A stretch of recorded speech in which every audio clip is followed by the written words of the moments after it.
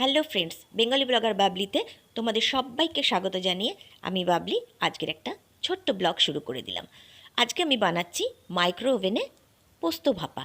পোস্ত ভাপা খেতে সবাই ভালোবাসি, আর গরম ভাতের সাথে শীতের দুপুরে কিন্তু পোস্ত ভাপাটা দারুণ জমে যায়। আর এটা মাইক্রো ওভেনে মাত্র 2 মিনিটের মতন বানিয়ে ফেলা যায়, আর ভীষণই ভালো লাগে, আর খুব চটজলদি তৈরি হয়ে যায় বলে এটা কিন্তু তোমরা অনেকেই বানাতে পারো। জানো তো অনেকেই, আমি কিভাবে বানালাম সেটা তোমাদের সঙ্গে একটুখানি শেয়ার করছি। পোস্ত নিয়ে নিয়েছি, প্রায় টেবিল চামচের 2 চামচেরও একটু বেশি পোস্ত নিয়ে নিয়েছি। তোমরা নিজেদের আন্দাজ মতনই পোস্তটা নেবে যারা বানাবে। আর এটা একটা মিক্সির বাটিতে নিয়ে নিলাম। শিলেও বাটা যায়, কিন্তু এতটা পোস্ত তো আজকাল কেউই শিলে বাটে না, মিক্সিতে বাটাটাই ভালো। প্রথমে আমি এটাকে মিহি করে গুঁড়ো করে নেব, তারপর সামান্য জল দিয়ে দিয়ে এটাকে একটা এরকম পেস্টের মতন তৈরি করে নেব। বাটাটা যেন বেশ মিহি হয়।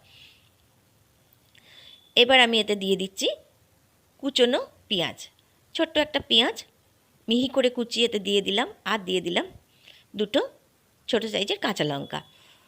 সঙ্গে অবশ্যই দিয়ে দেবো বেশ কিছুটা সর্ষের তেল। সর্ষের তেল দিয়ে এটাকে বেশ ভালো করে আমি এটাকে মিশিয়ে দেব। আর দেব একটু নুন। নুনের আন্দাজটা কিন্তু খুব বুঝে দিতে হবে, কারণ এতে নুন বেশিও না হয়ে যায়, আবার কম হলেও কিন্তু ভালো লাগে না, কারণ এটা যেহেতু শুকনো শুকনো হয়, ওই জন্য নুনটা টেস্ট করে দেওয়াই ভালো।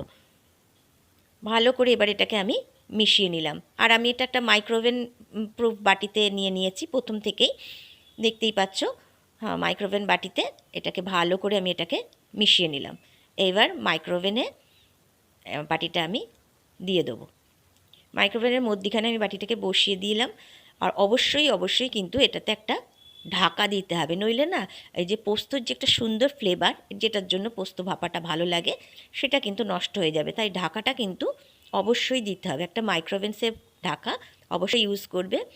এইবার এটাকে মাত্র 2 মিনিট আমি দেবো মাইক্রোওভেনে, জাস্ট 2 মিনিট দিয়ে আমি এটা স্টার্ট দিয়ে দিলাম। দেখো এটা হতে শুরু করেছে। ঠিক 2 মিনিট বাদে আমি এটাকে খুলে নেব। ঢাকাটা তো যেহেতু গরম হয় না, ঢাকাটা আরামসেই হাতে করতে তোলা যায়। আমি তুলে নিয়ে দেখে নিচ্ছি যে পোস্তর জলটা ঠিক আছে কিনা, মানে শুকিয়ে গেছে কিনা। অনেক সময় হয় কি একটু জল থেকে যায়, সেক্ষেত্রে আর 1 মিনিট চালিয়ে নেওয়া যেতেই পারে, কিন্তু আমার এটা একদম শুকিয়ে গেছে যথেষ্ট। আর শুকনো করার দরকার নেই, এরপর শুকনো হলে ড্রাই হয়ে যাবে আর কি। এই রকম শুকনো করলেই তৈরি হয়ে যাবে। এবার আমি এটাকে একটা, যেহেতু এটা গরম, একটা থালার ওপরে, ডিশের ওপরে আর কি তুলে নিলাম। নিয়ে দেখো একদম শুকনো শুকনো হয়ে গেছে, খুব সুন্দর লাগে। এটা কিন্তু শুকনো শুকনোই ভালো লাগে, জল জলে হলে একদমই ভালো লাগবে না। দেখো আমার মাইক্রোওভেনে পোস্ত ভাপাটা কিন্তু 2 মিনিটে তৈরি হয়ে গেল। কেমন লাগলো বলো, ভালো লাগলে একটা লাইক দিও।